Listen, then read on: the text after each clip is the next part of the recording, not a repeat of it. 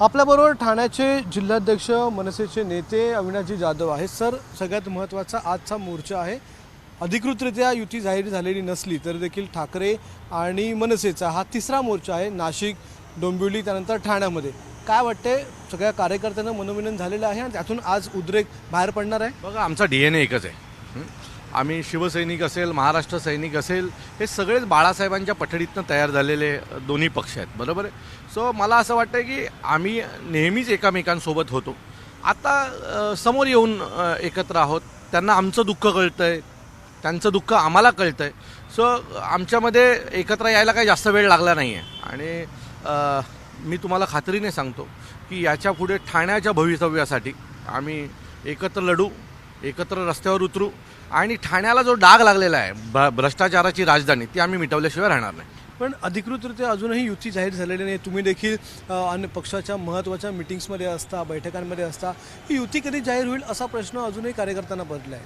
हे बघा, हा आत्ता जो विषय, हे जे आत्ता विषय चालू आहे तो ठाणे असेल, नाशिक असेल, इथल्या मूळ प्रश्नांवर आहे आणि मूळ प्रश्नांवर विरोधकांनी एकत्र येऊ नये का? तर विरोधक म्हणून आम्ही सर्व पक्ष एकत्र येतोय। युती किंवा आघाडी हा जो निर्णय आहे तो सन्माननीय राजसाहेब आणि सन्माननीय उद्धवसाहेब घेतील। योग्य वेळेला निर्णय घेण्यात राजसाहेबांना योग्य वेळ कळते, त्यामुळे योग्य वेळी हे सगळे निर्णय होतील। परंतु आत्ता जर आम्ही शांत बसलो तर आमच्या ठाण्याची पूर्ण वाट लागेल। तेच विचारायचं आहे, आजचा मोर्चा नेमका कशासाठी तुम्ही काढताय? कोणकोणते वेगळे विषय तुम्ही आज घेऊन मांडणार आहात?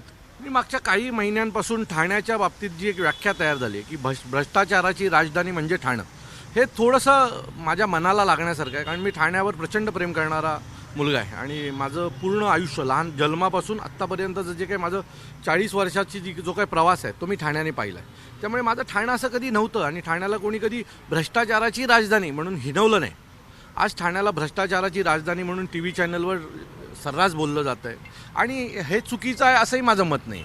कारण ज्या पद्धतीने ठाण्यात मुख्यमंत्रीपद मिळाल्याच्या नंतर डेव्हलपमेंट व्हायला पाहिजे होती, अशी कुठलीही डेव्हलपमेंट झाली नाही। उलट आज ठाण्यातल्या घोडबंदर रस्ता किंवा नाशिकवरनं तुम्ही आलात किंवा तुम्ही शिळफाट्यावरनं आलात तर ट्रॅफिकचा जो काही प्रश्न आहे तो भयानक आहे आणि त्या ट्रॅफिकमध्ये लोक 5-5 तास उभे राहतात। आज अनेक सेलिब्रिटी घोडबंदर रोडला राहतात, त्यांचे रोजचे व्हिडिओ पाहिले तर त्यांच्यातली सत्ताधाऱ्यांच्या बद्दलची भीतीच मेलेली आहे। आज ते जाहीर बोलायला लागलेले आहेत आणि याचं कारण आहे की जर तुम्ही 8 तास काम करताय आणि 5 तास ट्रॅफिकमध्ये थांबताय तर हा उद्रेक होणारच आहे। सो आमचा विषय ट्रॅफिक आहे। आज ठाण्यामधल्या घोडबंदर असेल किंवा आमच्या मध्य ठाण्यामध्ये असेल, पाणी नाही आहे। आज काही सोसायट्या 35-35, 40-40 लाख रुपयाचं महिन्याचं टँकरने पाणी भरतं आहे। आता हे टँकर भरले कुठे जातात? तर महानगरपालिकेच्याच पाण्याने टँकर भरले जातात। म्हणजे महानगरपालिकेचे सोर्सेस आहेत जिथे टँकर भरले जाऊ शकतात अधिकृतरित्या, तिथेच महानगरपालिकेचे पाणी भरलं जातं आणि ते पाणी सोसायट्यांना दिलं जातं। मग ते पाईपलाईन कशाला टाकल्यात तुम्ही? सो हा एक भ्रष्टाचाराचाच भाग झाला। आज काही दिवसापूर्वी एक ठाण्यामध्ये एक अतिरिक्त उपायुक्त पकडलं गेलं। 35 लाख रुपये कॅश मागताय तुम्ही एक जुनी इमारत तोडण्यासाठी। अशा किती इमारती तुटल्या गेल्या असतील याचा देखील विचार केला पाहिजे। अशा किती लोकांना बेघर केलं गेलं हे बी बघितलं पाहिजे आणि त्याच्यासाठी कोणाचा आदेश होता हे पण पाहायला पाहिजे। तुमच्यासोबत आज विरोधी पक्ष, आता तुम्ही सगळे एकत्र असणार का? राष्ट्रवादी काँग्रेस असेल किंवा काँग्रेस असेल, हे देखील तुमच्याबरोबर येणार आहेत का? आजचा जो मोर्चा आहे हा मनसे शिवसेनेचा आहे, परंतु जितेंद्र आव्हाड साहेबांना आम्ही आजच्या मोर्चाला आमंत्रित केलेलं आहे। इथले विक्रांत म्हणून आहेत जे जिल्हाध्यक्ष आहेत काँग्रेसचे, त्यांना विक्रांत चव्हाणांना आम्ही आमंत्रित केलेलं आहे आणि आम्ही सगळे एक आहोत विरोधक म्हणून। हा मोर्चा जरी शिवसेना मनसेचा असेल तरी आमच्या बरोबर काम करणारी जी लोक आहेत ती आजच्या मोर्चात असतील। संजय राऊत मगाशी असं म्हणालेले आहेत की काँग्रेससोबत जाण्याची इच्छा आहे किंवा महाविकास आघाडीमध्ये काँग्रेसबरोबर आम्ही जाऊ शकतो, त्यांची इच्छा आहे असं संजय राऊत म्हणतात की राज ठाकरेंनी असं म्हणालेलं आहे। मला वाटतं की ह्याच्या बाबतीतलं निर्णय किंवा ह्याच्या बाबतीतलं वक्तव्य हे आमच्या पक्षाचे वरिष्ठ नेते करतील आणि मला वाटतं आमच्यासाठी आम्ही ठाण्यात काम करताना काँग्रेसचा जिल्हाध्यक्ष माझ्यासोबत काम करतो। सो विरोधक म्हणून किंवा ठाणेकर म्हणून आम्ही सगळे एक आहोत। राजसाहेब जो निर्णय देतील, आम्हाला कोणाबरोबर जायचं आहे, ज्या दिवशी राजसाहेब निर्णय देतील आम्ही त्यांच्यासोबत जाणार।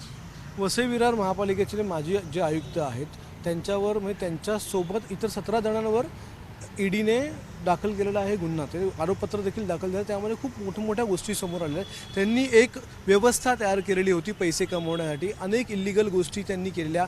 त्या इल्लिगल गोष्टीतून त्यांनी पैसे कमवले, महागड्या गाड्या घेतल्या, साड्या घेतल्या, दागिने घेतले, असं खूप काय त्या ईडीच्या आरोपपत्रामध्ये दाखल झालेलं आहे. तुमच्याकडे ठाणे पालघर तुम्ही अध्यक्ष आहात, तुमचा काय अनुभव आहे? मी तुम्हाला सांगतो, 2019ला सन्माननीय राजसाहेबांची एक सभा झाली होती आणि त्यावेळेला राजसाहेबांना मी काही डॉक्युमेंट्स दिले होते. ते डॉक्युमेंट्स असे होते की वसईमध्ये एका ठिकाणी गोख्युरे आजूबाजूच्या परिसरामध्ये 10,000 झोपड्या बांधण्यात आल्या होत्या आणि तो जो प्रकरण आहे सन्माननीय राजसाहेब वसईच्या सभेमध्ये बोलले होते आणि त्याच्यानंतर त्या 10,000 झोपड्या तोडल्या गेल्या होत्या. पूर्ण 10,000 झोपड्या तोडल्या गेल्या होत्या. त्याच्यानंतरही अनधिकृत बांधकामाचं मी प्रदर्शन वसईमध्ये भरवलं होतं, अनेक गोष्टी केल्या होत्या. पण तिथली जी यंत्रणा आहे ती पूर्ण सुस्त झाली होती. त्यांनी तिथले नेते असतील, तिथले विरोधक असतील, तिथले पत्रकार असतील, हे सगळे त्यात इन्व्हॉल्ड होते आणि त्या सगळ्यांनी मिळून ते केलेला तो एक खूप मोठा भ्रष्टाचार होता. अनेक वेळेला मी त्याच्या विरोधात मोर्चे काढले, सगळे करून मी हे सगळं करू शकतो, लोकांसमोर आणू शकतो. याला दाद देण्याचं काम हे सरकारचं असतं. जर सरकारच विकलं गेलेलं असेल, जर प्रशासनच विकलं गेलं असेल तर आम्ही करू काय शकतो ना. मला ज्या वेळेला हे समोर आणायचं होतं त्या वेळेला ते मी प्रामाणिकपणे समोर आणलं होतं. शेवटचा प्रश्न विचारतो. काही दिवसांपूर्वी, 2 दिवसांपूर्वी कळव्यामध्ये पुन्हा एकदा आपल्याच एका कार्यकर्त्यांनी एका अमराठी महिलेला चपराक लगावलेली आहे, मारलेला आहे. पुन्हा एकदा तो व्हिडिओ व्हायरल झाला. त्याच्यानंतर मग मराठी अमराठी हा वाद व्हायरल झाला आणि अशा प्रकारे हात उचलणं किंवा अशा प्रकारे मारणं कितपत योग्य वाटतं? मला असं वाटतं की तुम्ही कॅमेराच्या समोर काय घडलं ते पाहिलं. कॅमेऱ्याच्या मागे अनेक गोष्टी घडल्या. ती महिला तिथे जी दिसत होती ना, तिने जे काही कृत्य केलं आहे ते अतिशय वाईट होतं. म्हणजे जर आमच्यात माणुसकी नसती तर तिचा जो मालक आहे, ती ज्या घरात रेंटवर राहत होती त्याच दिवशी रात्री तिला घरातनं बाहेर काढत होते. मला माझ्या निलेश चव्हाण नावाच्या एका विभाग अध्यक्षाचा फोन आला, दादा असं घडतं त्या बाईला घराच्या बाहेर. मी म्हटलं माणुसकी या नात्याने त्याला सांग तिला घरातनं बाहेर काढायचं नाही. तिने जे केलं ते दुर्भाग्यपूर्ण आहे, त्या बाईने जे केलं. परंतु कोणाला घराच्या बाहेर बेघर करायला आम्हाला राजसाहेबांची शिकवण नाही. तिला घराच्या बाहेर काढायची नाही आणि काढलं तर मी स्वतः येऊन दारात उभा राहील हे मी निलेश चव्हाणला सांगितलं. परंतु ही लोक सुधरत नाही आहेत, बाहेरनं आलेली लोक. यांना जो माज आहे ना तो या आमच्या ठाण्यामध्ये आहे ना, किमान ठाणे जिल्ह्यामध्ये किमान एक 20-25 लाख उत्तर भारतीय बिहारवरनं आलेली लोक आहेत. ठराविक लोकांबरोबरच का घडतो हे सगळं, बाकीच्यांबरोबर का नाही घडत आहे? माझेही अनेक मित्र आहेत उत्तर प्रदेश बिहारमधनं आलेले. मी स्वतः आजमगड या परिसरामध्ये अनेक वेळा फिरायला गेलेलो आहे.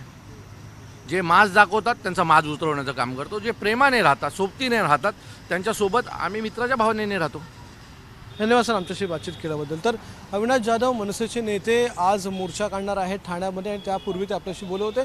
काही झालं तरी भ्रष्टाचाराला उजागर करण्यासाठी आजचा मोर्चा आहे. त्यामध्ये राष्ट्रवादी काँग्रेस असेल हे देखील आमच्यासोबत आहेत, असं देखील अविनाश जाधव यांचं म्हणणं आहे. कॅमेरामन विनयसह अक्षय भाटकर, एबीपी माझा, ठाणे. एबीपी माझा, उघडा डोळे बघा नीट.